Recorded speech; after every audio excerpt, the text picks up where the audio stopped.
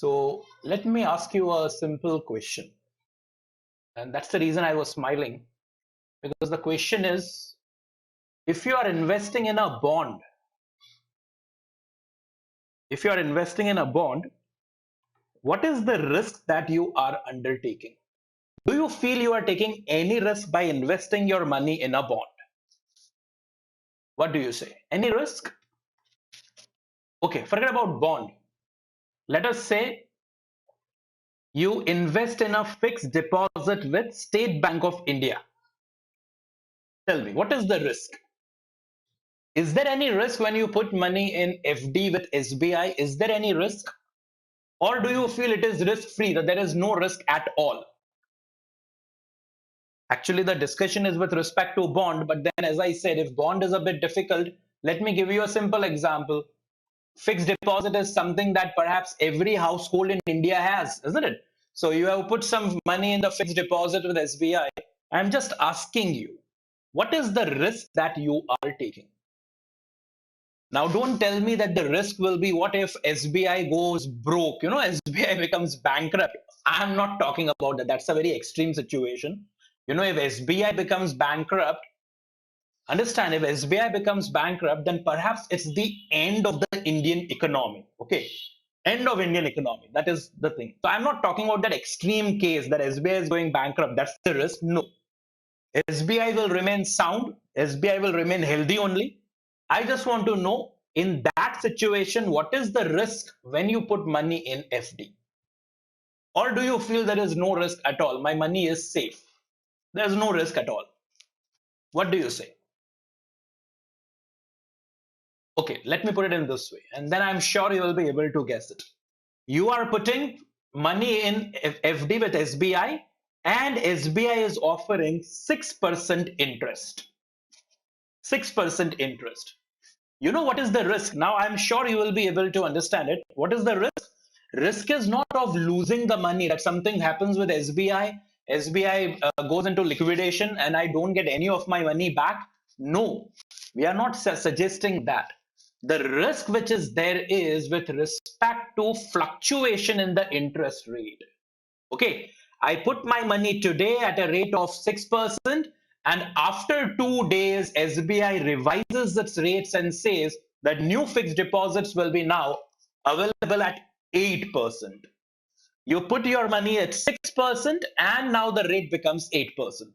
That is the risk that we are taking.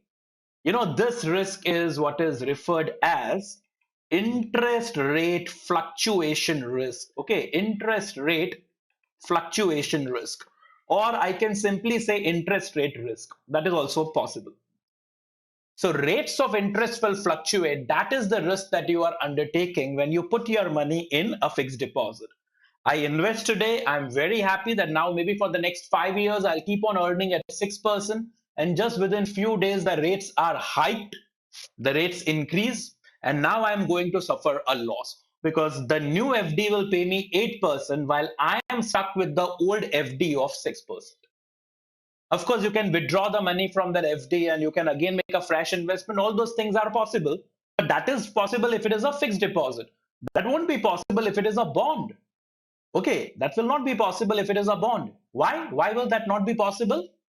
Because in a bond, if the yield will increase, see, in a bond, if the yield will increase, we know yield and bond prices are inversely related. Okay, the moment the yield will increase, the bond prices will crash. So even if you are selling the bond, you will have to sell the bond at a loss. I can withdraw easily money from fixed deposit, and then if my FD is paying only 6%, I will close that FD and I will invest at 8%. I'm assuming that there will not be any penalty. Nowadays, usually there are no penalties on premature withdrawal, assuming that you are not going to lose much in an FD. But in a bond, there is a good chance of losing money. You will lose in terms of interest. You will also lose in terms of capital appreciation, especially if the bond is listed, the bond prices will crash, and that is where you will be booking a loss. You may wonder, why am I discussing all the things about interest rate fluctuation? Because that is necessary to understand this new concept of duration, or Macaulay duration. This concept of duration has been, what I can say, developed by Frederick Macaulay. So we can even call it as the Macaulay duration. What duration does is, duration protects you from interest rate fluctuation risk. This is really necessary. Understand this. Why are we investing in bonds and not in shares? Okay, let me put it in this way. Why are we investing in bonds and not in shares? We do not put money in shares. A lot of people will not put money in shares because they will counter argue that, see, in shares there is a lot of risk. There is a risk of losing money. And because there is risk of losing money in shares, that is the reason I invested in a bond. And now you are telling me that in bond also there is a risk. You get my point? See, if I always wanted to take risk, I could have definitely invested in shares. But that's the reason I don't want to take that risk. That's the reason I invested my money in a bond. And now I realize that in bond also interest rate fluctuation risk is there. So risk is there even over here. I will definitely like to take steps by which I can mitigate this particular risk. That's where we have the concept of duration. If you remain invested for a period equal to the duration of the bond, you will remain protected from interest rate fluctuation risk. For example, for example, there is a 5-year bond. There is a 5-year bond. And let's say duration is 4 years. Duration is 4 years. Tenure of the bond is 5 years, but duration, let's say we do our calculation and duration turns out to be 4 years. If you are putting your money in this bond, do not remain invested for 5 years. Do not remain invested in short for the entire tenure. Remain invested only for 4 years. If you remain invested for a period equal to 4 years, you will not suffer from interest rate fluctuation risk. Whatever is the original yield on the basis of which you invested in the bond, that original yield will be available to you as an investor. Getting it? So that is what basically is the background for the concept of duration, right? See, I should be motivated to do some calculation. If I just tell you this is how duration will be calculated, okay, fine. But why will I calculate it? What is the reason that as an investor, I will ever attempt to calculate the duration? Now I realize that as an investor, if I put money in a bond, I may suffer from interest rate fluctuation risk. I want to protect myself from that risk. And because I want to protect myself from the risk, I am now asking myself that how can I really do it so?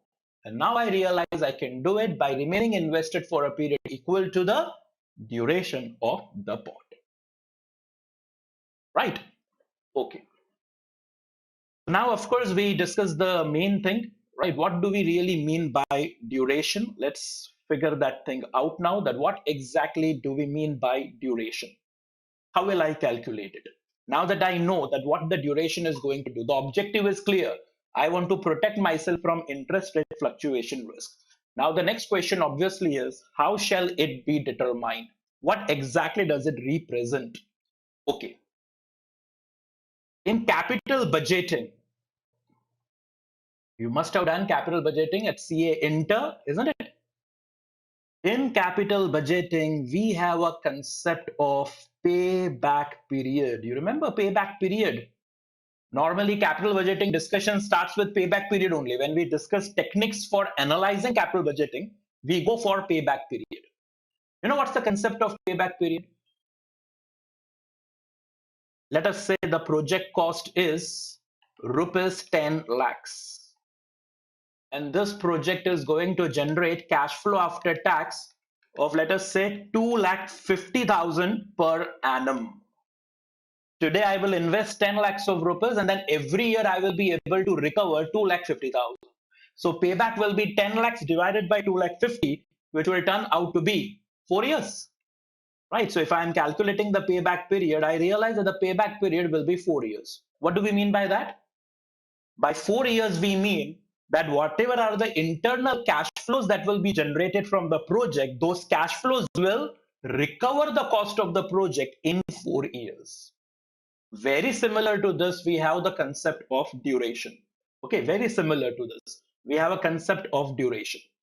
So in duration, what we do is we ask ourselves that what will be the bond price? What is the bond price?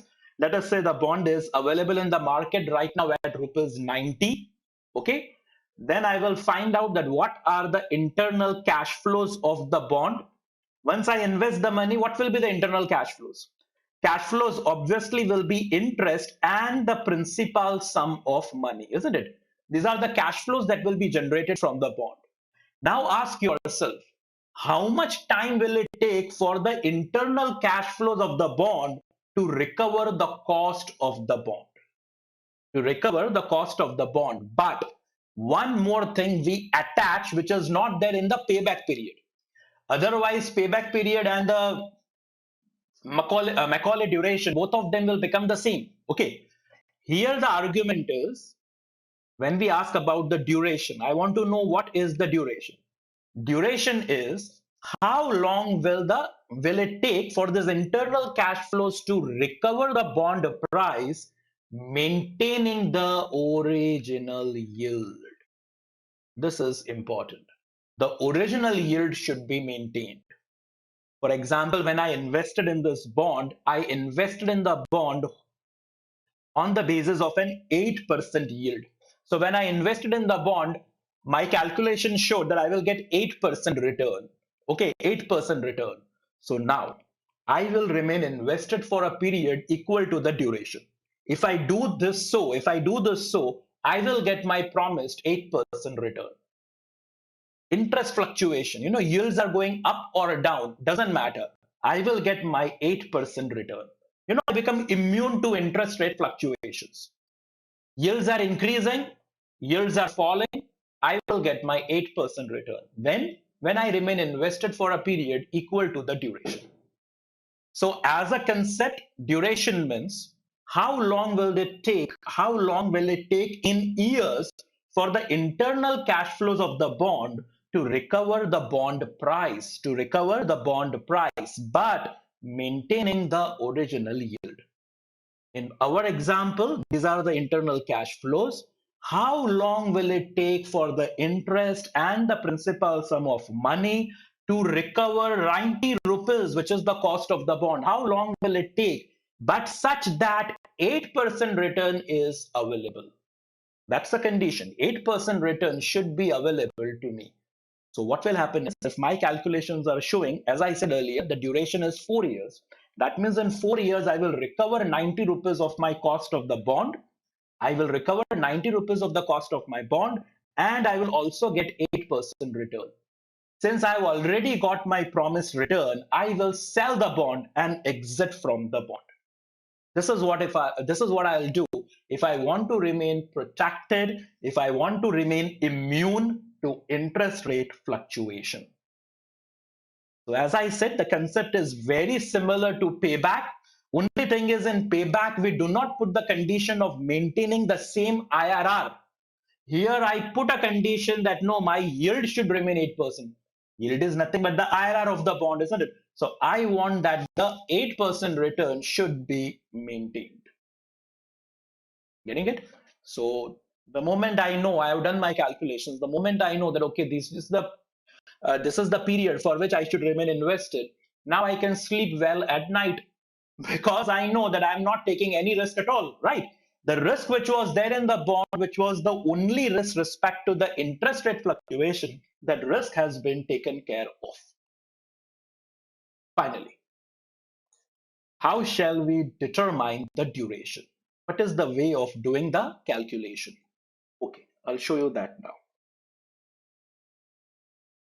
When we were doing the valuations, year-wise, we were taking the cash inflows. This we were discounting at the yield, right? So I'm saying at the yield, and we were calculating the present value.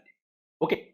And then we were doing cumulative calculations. If you remember, if it is a 5-year bond, then for the 5 years, I'll get interest. And at the end of the 5th year, I'll get my redemption amount.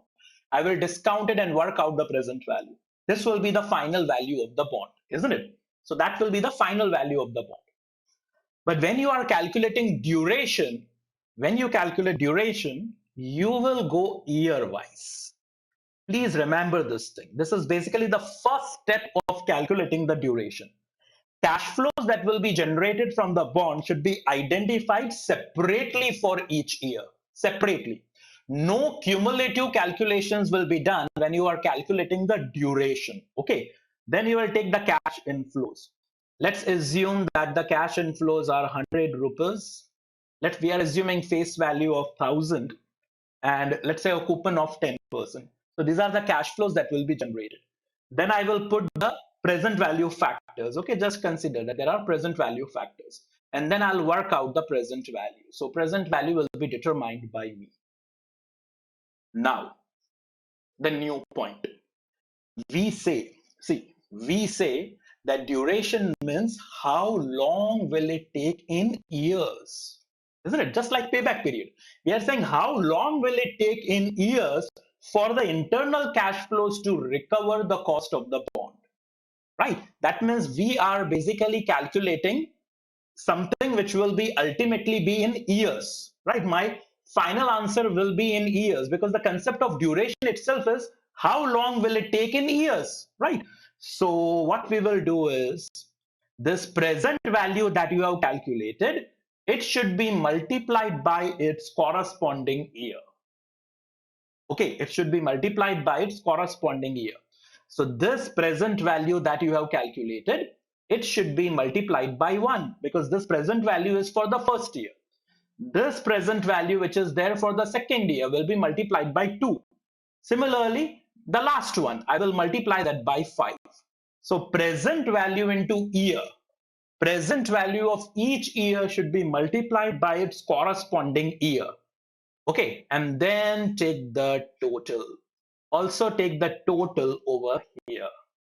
And now understand, because we are going to calculate it in years, basically it is a weighted average that you are calculating.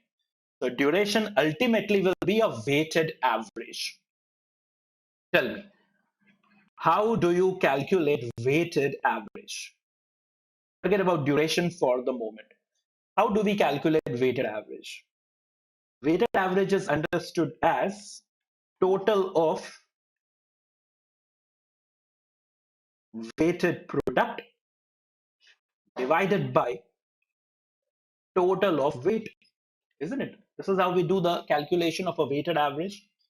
If you closely look at this particular calculation, you will realize that this present value you are using as weight. You are using it as a weight. Final answer has to be in year, not in present value terms. Final answer will be in year. So year is not used as weights. Don't be of the view that there's 1, 2, 3, 4, 5. Normally weights, when we calculate weighted average, we put weights as 1, 2, 3, 4, 5, isn't it? But that is not the weights over here. My final answer will be in years. So I am not using years as weighted average. I am using present value as the weighted average. Present value as weights. So this is basically total of weight, and this is the total of weighted product. Okay, this is the total of weights. PV is the total of weights, and PV into here is the total of the weighted product. Now, this is the formula of weighted average. That's where I will get the formula for duration. Total of weighted product. So this is actually total of PV into year. Okay, divided by total of weights. Total of weight is nothing but total of PV. Okay, it is nothing but the total of PV. Now, one more thing. Here it is, the total of PV, isn't it? You are calculating over here the total of the PV. Now, earlier when we were doing this calculation, we were not preparing the last column. We used to say here, cash inflows will discount it and work out the present value. And this final answer that we were getting, we were referring that final answer as the bond value, or we can say the bond price. Yes. So that is what will be added further in this particular formula. I will say total of PV, that is nothing but the bond price. That is nothing but the bond price. This is how I'll calculate the duration. Step number one, identify cash flows separately. Step number two, discount the cash flows at the prevailing yield. Step number three, take a total of PV into year. How? Whatever is the PV. The third step is whatever is the present value, multiply that with its corresponding year. Once the three steps are completed, take a total of the PV column, take the total of PV into year column. PV into year is the weighted average and PV is the total of the weights. And that's how I get my duration. This is the final formula for calculating the duration. Total of PV into year divided by total of PV. This PV is nothing but the bond price. Final answer will be expressed in years. Whatever final answer you are getting, okay, whatever final answer. For example, I'm getting 2.95. I will say 2.95 years. That is the duration. How long will it take for the internal cash flows of the bond to recover the cost of the bond, maintaining the original yield? It will take 2.95 years, almost 3 years of time for us to recover the cost of the bond and getting our desired yield. And because I get my desired yield, now there is no interest rate fluctuation. What more? Yes, what more? So this is how I can work out the duration. Great. Now, I have invested, let me put it in this way.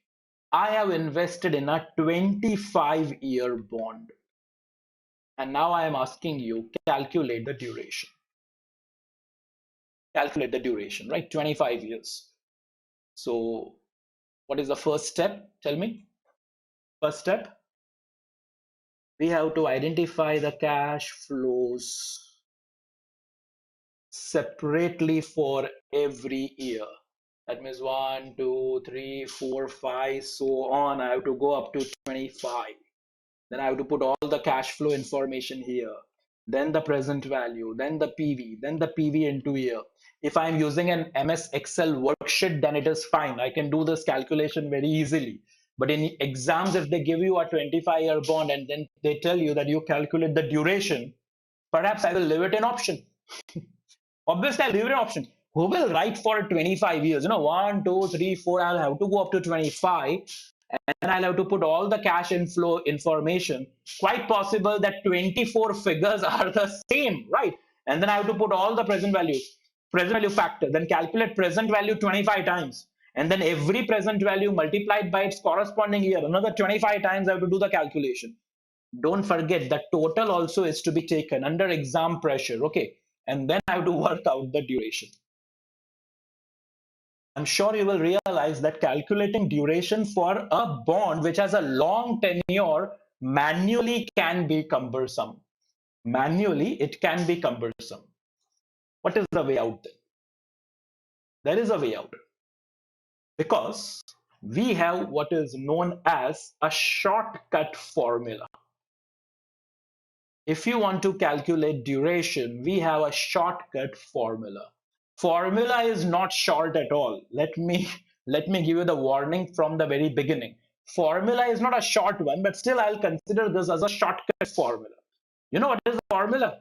Shortcut formula. Of course, everyone will like a shortcut, isn't it? So what's the shortcut formula? Just see. It is CY by YTM into present value factor at YTM% for the tenure of the bond plus, sorry, it is multiplication, sorry. So into M into 1 plus YTM. It's not the end of the formula. Plus 1 minus CY by YTM into N. This is shortcut formula for calculating the duration, right? It's a shortcut formula if you want to work out the duration.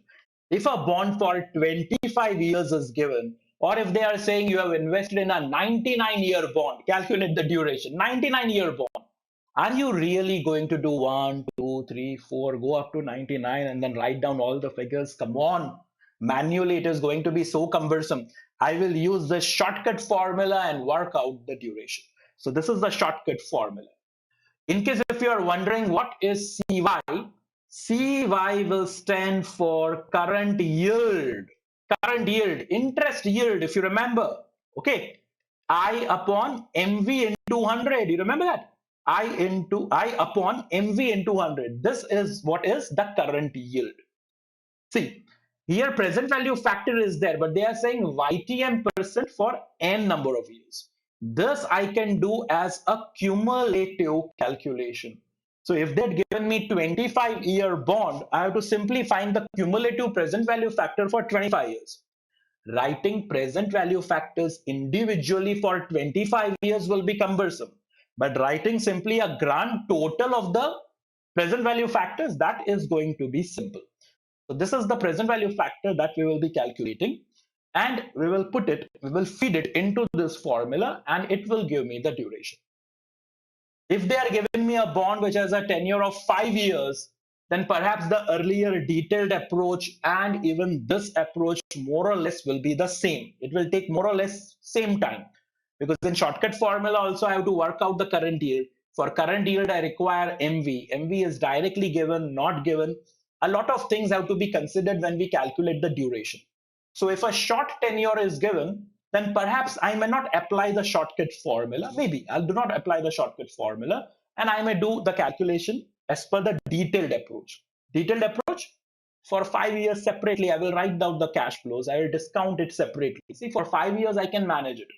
But if it is a long tenure bond, 15-year infrastructure bonds, for example, are there for 15 years, available for 15 years, then I shall, what we can say, ignore the detailed approach and rather go for the shortcut formula, right? One another interesting thing is the duration of a zero coupon bond. This is very interesting. Duration of ZCB, zero coupon bond. Many a times they are also known as deep discount bonds. What happens in a zero coupon bond is something like this. Today, invest rupees 80. After 5 years, you will receive 100. Simple concept of ZCB. A zero coupon bond, as they are saying zero coupon, it will not pay any interest at all. Today, you have to invest a small amount compared to the face value. See, the amount to be invested as on today will be at a discount to the face value. That's the reason we even call zero coupon bonds as deep discount bonds. So I will invest 80 rupees today, and after 5 years, I'll get 100 rupees. Whatever 20 rupees extra that you are getting, you have to consider as if you got compensated for the interest, but every year you will not receive interest. The total amount will be received at the end of the tenure of the bond. Now, I want to know what will be the duration of ZCB. What is the concept of duration? How long will it take for the cost of the bond to be recovered by the internal cash flows of the bond? Now, in a ZCB, cash flow will be generated only at the end of the tenure of the bond. It is not like a regular bond. In a regular bond, what happens is every year I'm receiving interest. So since I keep on receiving interest every year, a certain portion of the price of the bond keeps on getting recovered.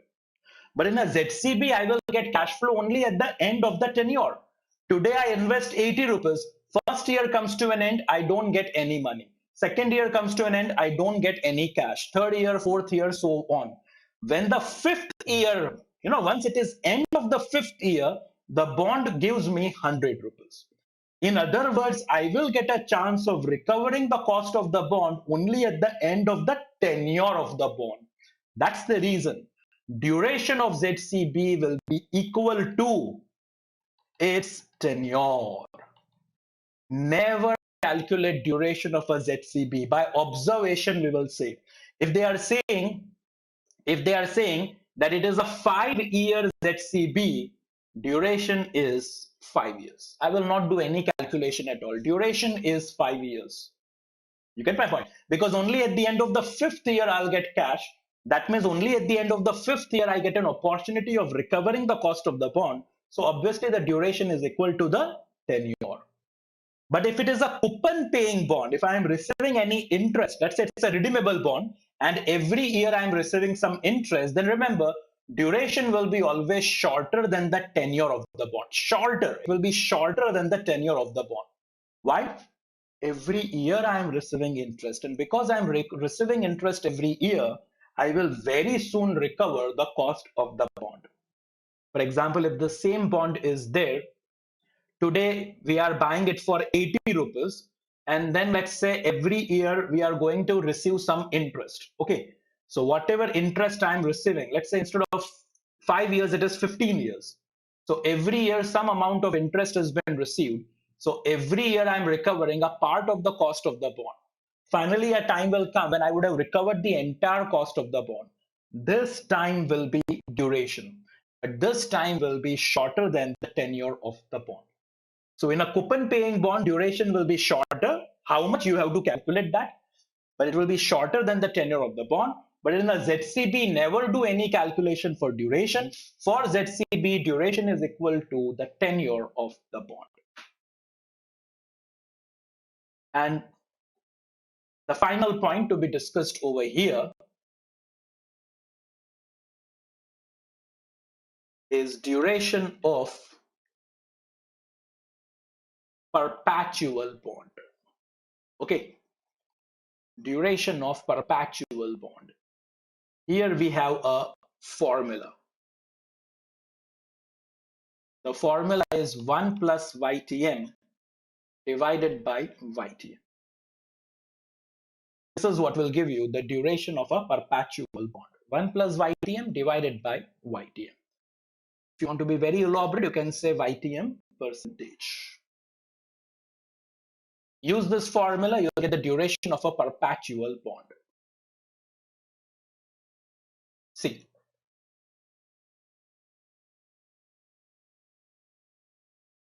I'm just writing the shortcut formula over here. CY by YTM into present value factor YTM percent and number of years into 1 plus YTM plus 1 minus CY by YTM into N. This is nothing but the shortcut formula for duration. Okay. Now, CY is the current yield. It is I upon MV into 100. We are doing calculations for a perpetual bond. Ask yourself, how do we calculate YTM for a perpetual bond? If you recall that entire discussion, we had discussed this thing, that yield to maturity and a perpetual bond, they are two contradictory things. YTM means return that I will get when the bond will mature. Perpetual bond never matures. So technically, you just cannot have YTM for a perpetual bond. But practically, we consider return on investment to be the YTM. So for a perpetual bond, YTM is I upon MV into 100. In other words, for a perpetual bond, current yield and yield to maturity both are equal. See, formula is the same, so both are equal. So I'm just removing it. I hope you have understood this point. Both are equal. Now tell me what will happen mathematically. Both are equal. CY and YTM over here, right? Current yield and YTM both are equal. For example, if it is 10, then both are 10 by 10. That means I'll get the answer as 1, right? So this answer is going to be 1. You agree with me? Now anything multiplied by 1 is that same figure only. 2 into 1 will be 2. 3 into 1 will be 2. In other words, this entire term will be multiplied by 1. It will be the same figure only. So whether I write this or I do not write this, it will make no difference at all, because ultimately it will be multiplied by 1. And if it is going to be multiplied by 1, it is going to be the Same figure. Now, just see. Here what will happen? Cy by Ytm is 1. So 1 minus 1, this will become 0. Anything multiplied by 0 will become 0. Anything multiplied by 0 will become 0. So I remove even this term also, because what is the point of adding 0? 1 plus 0 will be 1 only. So what is the point of putting that? In other words, in the shortcut formula, I am now left with only present value factor Ytm percent n and 1 plus Ytm. Here n is there. It's a perpetual bond. That means the bond will continue till perpetuity. That means till infinity. Okay. That means it will be till infinity. So 1 plus Ytm is to be discounted till infinity, till perpetuity. 1 plus Ytm is to be discounted. Now, in SFM, in SFM, anything that will continue till perpetuity, any annuity that will continue till perpetuity, if you want its present value, then it should be divided by the discount rate. I hope you remember this point. For example, if you are going to receive 100 rupees till perpetuity, forever and ever, you will get 100 rupees. And I'm asking you, what is its present value? Now, 100 should be divided by the discount rate. Whatever answer you are getting, that is its present value. So my discounted over here obviously is yield to maturity. So 1 plus Ytm is to be discounted till perpetuity. I should divide that by the discount rate. So 1 plus Ytm divided by Ytm. This is what I get. And that is nothing but my formula for duration. If you see the formula for duration of a perpetual bond, this is what we are getting, right?